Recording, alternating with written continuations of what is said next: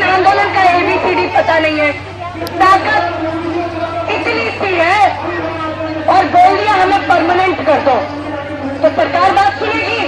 बेवकूफ है सरकार। और पहली बात है, आप अकेले लोग नहीं हो जो परमानेंट होने के लिए लड़ रहे हैं। दिल्ली के 60 लाख ठेका मजदूर परमानेंट होने के लिए लड़ रहे हैं।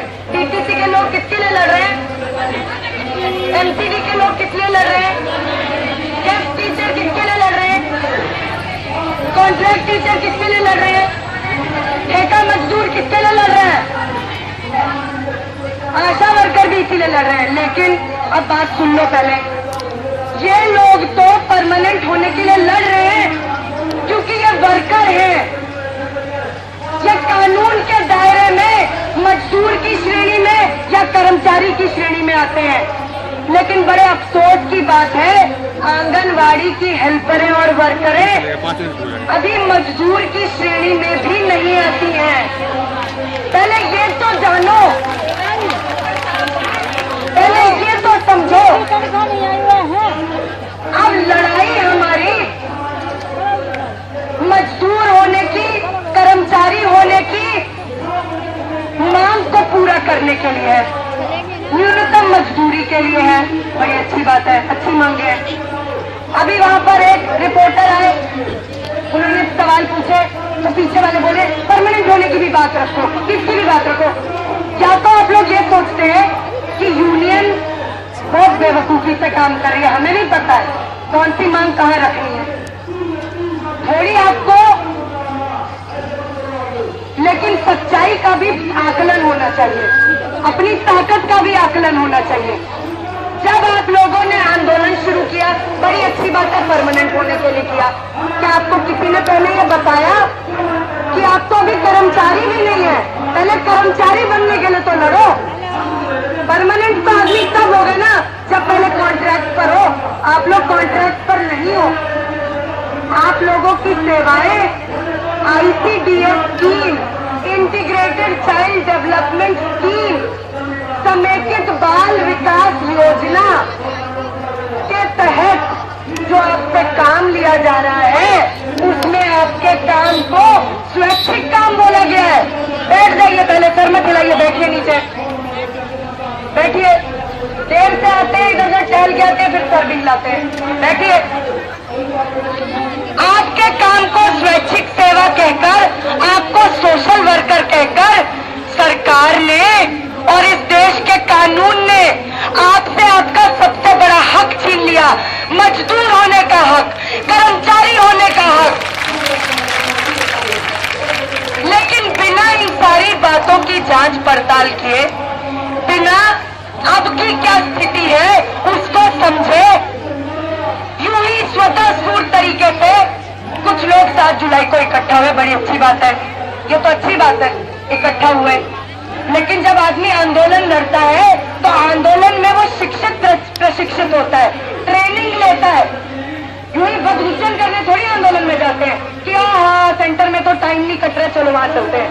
इसलिए तो नहीं आती थी, लड़ने के लिए आते थे, जानने के लिए आते थे, समझने के लिए आते थे।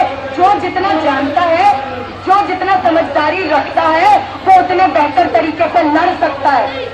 इसलिए ये बात सही है कि आंदोलन जब शुरू हुआ था तब आपकी मांग परमानेंट होने की मांग थी, लेकिन इकट्ठा 100 लोग होते थे, मांग थी परमानेंट होने की। क्या कोई सरकार मानती? मनवा के दिखा दो भाई, मेरे को मनवा के दिखा दो कि 100 लोग कैसे कानून में बदलाव करना दिखा सकते हैं और कैसे सरकार को झुका सकते हैं। इस बात का कतई ये मतलब नहीं है कि हम लोग कर्मचारी का दर्जा हासिल नहीं कर सकते, बिल्कुल कर सकते हैं, इसीलिए तो लड़ रहे हैं। ये बेवकूफी होगी अगर हम ये कहें कि कर्मचारी का दर्जा हमें हासिल नहीं हो सकता, बिल्कुल हो सकता है। लेकिन लड़ाई के साथ, अपने हक पाने के साथ कुछ जिम्मेदारियां भी आती है। एक फिल्म आई थी स्पाइडरमैन, आपने नहीं देखी होगी, आपके लड़के लड़कियों ने जरूर देखी होगी।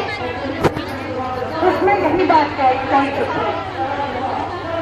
कि अगर हक चाहिए, किसी चीज का अधिकार चाहिए, तो जिम्मेदारी भी उठानी पड़ती है। और जिम्मेदारी लड़ाई की तो उठानी पड़ेगी। कि चलो भाई हम तो परमानेंट हो जाए, लड़ाई का ठेका किसी को दे देते हैं, नितिन को दे देते हैं, सुनीता को दे देते हैं, सुषमा को दे देते हैं, जिनको दे देते हैं उनको दे देते, ठेका दे देते हैं, हम लोग काम करते रहेंगे। क्या अपनी ड्यूटी लगाकर 2 बजे आएंगे और हम लोग परमानेंट हो जाएंगे? तो ये बेवकूफी है। ऐसा ना तो कभी हुआ है ना ऐसा होगा। लेकिन जब आंदोलन आप लोगों पर चला तो इतनी बात समझ में आई कि ज्यादातर लोग तो इसलिए भी आ रहे हैं क्योंकि 8-8, 9-9 महीने का भुगतान नहीं है सरकार। तबला 3 का पैसा नहीं मिला। हर 3 महीने में वेतन आता है, जब आता है तो हर महीने आता भी नहीं है। आई कार्ड नहीं है, सीमा योजना लागू नहीं है, सुपरवाइजर सीरीज में एकदम गुंडागर्दी कर आते हैं और बदतमीजी करते हैं। आपको हेल्पर ट्रेनर के साथ बहुत बदतमीजी करते हैं। हाँ, लेकिन हेल्परों को भी भुगतना पड़ता है, ज्यादा भुगतना पड़ता है और उनके साथ बदतमीजी होती है, बदतमीजी होती है, वो काम करती है बराबर का, लेकिन पार्टी को ढाई लगा रहे हैं। ये कहता नहीं है, इसका ये मतलब नहीं है मैं हेल्परों को वर्करों को अलग कर रही हूँ। मैं ये बोल रही हूँ सच्चाई को बोलना भी जरूरी है। हमारी वर्कर बहनें भी जानती है कि हेल्परों का शोषण ज्यादा होता है, ये तो मानना पड़ेगा, ये मानना पड़ेगा। और ये नहीं मानेंगे तो अपनी ताकत को आधा कर रहे हो। 11,000 हेल्परों को अपने साथ लेना है, देखो हम लेने वाले कोई नहीं है, यूनियन वर्कर और हेल्परों दोनों को, लेकिन 11,000 हेल्परों की मांगे भी उसी क्रम में ऊपर रहेंगी जैसे कि वर्करों की रहेंगी। तभी आंदोलन हम जीतेंगे, तभी आंदोलन हम लड़ेंगे। मेरे पास बहुत हेल्पर आते हैं कि अलग से हमारी बात रखो। मैंने कहा कि कौन नहीं रख रहा है, ये वो यूनियन नहीं है, ये वो यूनियन नहीं है जो साथ लेने के लिए, चंदा इकट्ठा करने के लिए, 300-300, 400-400 रुपए की पर्चियां काटने के लिए सहयोग ले लो, उसके बाद ठेंगा दिखाकर भागे। हम वो नहीं है, हम वो नहीं है। हम आपके संघर्ष से निकले, कंधे से कंधा मिलाकर चलने वाले लोग हैं। और आज जो भगोड़े हम लोगों पर इल्जाम लगा रहे हैं, उनको मुंह तोड़ जवाब देने की जरूरत है। अगर कम था तो हड़ताल जीत को दिखा देते रोटा नहीं देखा। शिमला, कमला, नीरू, ब्रिजेश, राधा, दादा, रोटी समय वो दिखा देते लड़के। औकात इतने की नहीं थी, मुंह इतना बड़ा खोला था। आंदोलन लड़ना सिखाया यूनियन ने, जीत दिलवाई यूनियन ने। और आज ये गद्दार यहाँ पर आकर अनाप शनाप बक रहे थे। हिसाब दो, किसको हिसाब दे? तुमको हिसाब दे, तुम ठीक हो। ये राधा ये बहुत कमेटी की सदस्य बनी करती थी। एक दिन भी रात को वहां पर बैठी थी, कोई पूछ ले, बताओ दो भाई, बताओ भाई, कमेटी की सदस्य थी वो, रात को बैठ जाती। अभी तो वो बहुत आंगनबाड़ी, अभी वो बहुत आंगनबाड़ी वर्कर बनी फिर रही थी। वो बैठ जाती एक दिन, चलो भैया रात को नहीं बैठ सकती, अनिश्चितकालीन भूख हड़ताल पर बैठने का प्रस्ताव ही रख देती। हम ही मना कर देते, प्रस्ताव ही रख देती। तो चाहिए सब कुछ, नाम चमकाना है तब तो आगे रहेंगे। और जहाँ लगा कि यहाँ तो मेरा पत्ता साफ हो रहा है, मेरी तो कोई पूछ ही नहीं है, मेरी तो कहीं फोटो ही नहीं आ रही है, मुझे तो कहीं लेके नहीं जा रहे, वहां पर इनको हिसाब दिखना। और अब नया आरोप क्या लगा रहे हैं, मुझे ये बात कैसे करनी नहीं थी, गाये बगाए बात करें। अभी नया आरोप ये लगा रहे कि शिवानी की संदीप कुमार के साथ अलग से बातचीत होती है। भाई संदीप, मैं इसका जवाब नहीं देना चाहती हूँ, मेरी अलग से बातचीत बहुत होती है, इसीलिए तो वो इतनी जल्दी मांगे मान रहे हैं हमारे, इसीलिए हम लिस्ट बना रहे हैं। मेरा वो रिश्तेदार लगा हुआ है संदीप कुमार, और अंदर की बात है केजरीवाल भी मेरा रिश्तेदार है, अभी ये भी निकाल के लेंगे। ऐसे तमाम आरोपों का जवाब देना यूनियन के प्रतिनिधि के तौर पे मैं अपनी तौहीन मानती हूँ, मैं अपनी इज्जत में कमी मानती हूँ। इन लोगों को एक ही जवाब है, यही जवाब है, ये जवाब है। इससे ज्यादा जवाब देने की जरूरत नहीं है, इससे ज्यादा जवाब देने हमारे कार्यकर्ता काफी परेशान हो रहे हैं। बोल रही है। अरे बोलने दो, कुत्ते भौंकते हैं और कुत्ते जब खड़े भी रहते हैं तो हाथी से छोटे ही होते हैं। हमारी यूनियन वो हाथी है जिसके एक एक डग से दिल्ली सरकार की हवा टाइट हो गई है और तमाम दलाल यूनियनों की दुकानदारी बंद हो गई है। अब दलाल यूनियनों की दुकानदारी तो जो पंसारी बैठे थे, इनके दुकान पे पंसारी बैठे थे, पंसारी थे वो, हाँ भाई आओ आओ आओ यूनियन के पास आओ, अभी काम करवा देते हैं, अभी काम करवा देते हैं। इतने साल से सीटू की यूनियन थी, उनको ये नहीं दिखा था कि आप परमानेंट नहीं है, आप कर्मचारी नहीं है। उन्होंने कभी ये मुद्दा क्यों नहीं उठाया? आप हड़ताल पे 23 दिन बैठे रहे।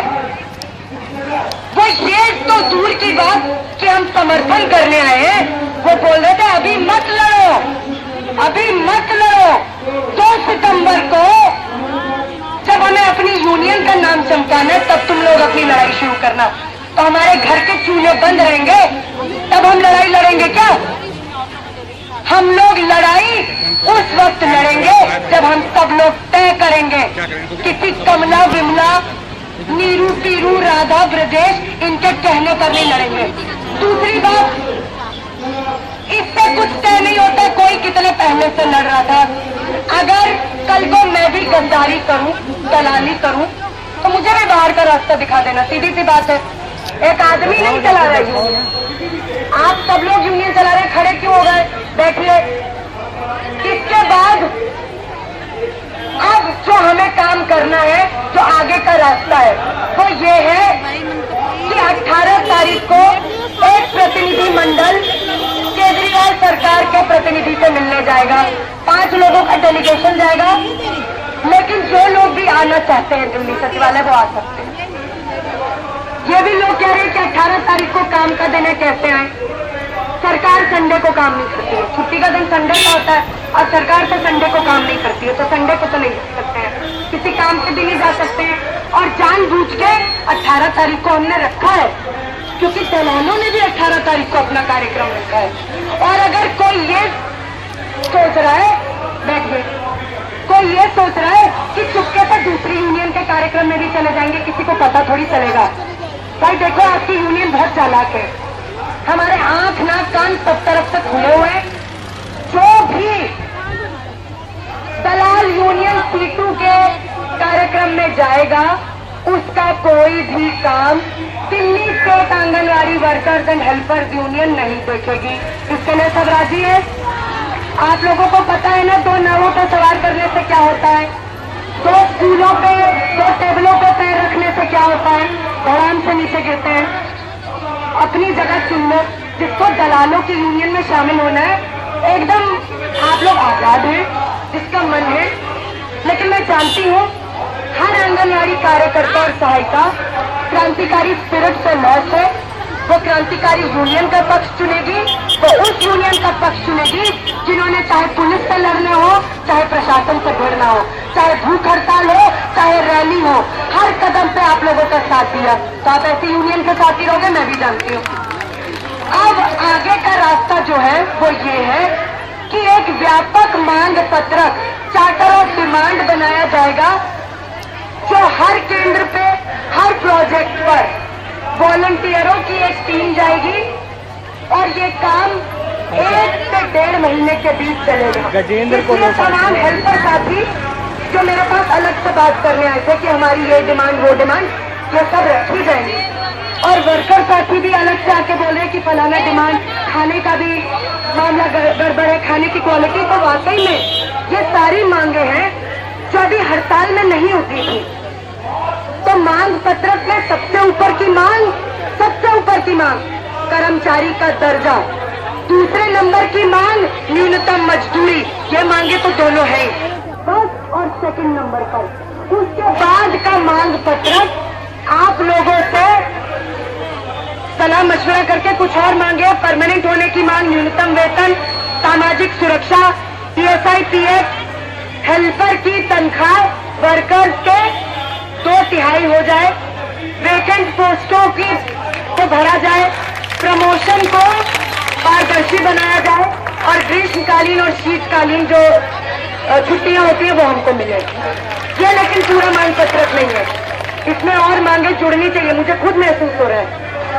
पेंशन और खाने की गुणवत्ता, हमारे बच्चे भी तो जा रहे हैं, हमारे पड़ोसियों के भी जा रहे हैं। इतना गंदा खाना कैसे खिलाएं अपने बच्चों को? बहुत खराब लगता है, इतना गंदा खाना तो नहीं खिलाएंगे। इसलिए एक व्यापक मांग पत्रक आंदोलन, जिसका नाम है आंगनवाड़ी मांग पत्रक आंदोलन, वो कल से ही चालू है। सब लोग हस्ताक्षर करेंगे, जो यहाँ नहीं, जब मांग पत्रक होगा सिग्नेचर सबके लिए जाएंगे, और फिर इस सिग्नेचर को जुटाने के बाद, अपना मांग पत्रक पूरा हो जाने के बाद और इस अभियान को ठीक से चलाने के बाद अक्टूबर में एक दिन केंद्र सरकार और दिल्ली सरकार दोनों की क्या करनी है? बैंड बजानी है, बैंड बजानी। सिर्फ दिल्ली सरकार की बैंड बजाने से बात नहीं बनेगी। एक हाथ से इसका टेकवा दबाओ, दूसरे हाथ से केंद्र सरकार का दबाओ, तब ये आएंगे लाइन पर। इसलिए कोई ये सोचे कि यूनियन बस हड़ताल खत्म करवाने के बाद अब कुछ नहीं करेगी तो वो गफलत में है। असली लड़ाई तो अब शुरू है, अब आएगा मजा। ताकत इकट्ठा हो गई, अब ताकत को फैलाएंगे, व्यापक मांग पत्रक आंदोलन चलाएंगे, हस्ताक्षर जुटाएंगे और अक्टूबर के माह में दिल्ली सरकार और केंद्र सरकार, केजरीवाल सरकार और मोदी सरकार दोनों को चेतावनी देंगे कि अभी तो बस दिल्ली भर के आए हैं, वो दिन दूर नहीं है जब आसपास के राज्यों से और फिर पूरे देश के आंगनवाड़ी कार्यकर्ता और सहायिका रहेंगी, ये कहा जाओगे। इसलिए हड़ताल खत्म है, संघर्ष जारी है, ठीक है? संघर्ष हमारा जारी है। अब किसी को कोई सवाल पूछना तो अलग से आके पूछ सकता है।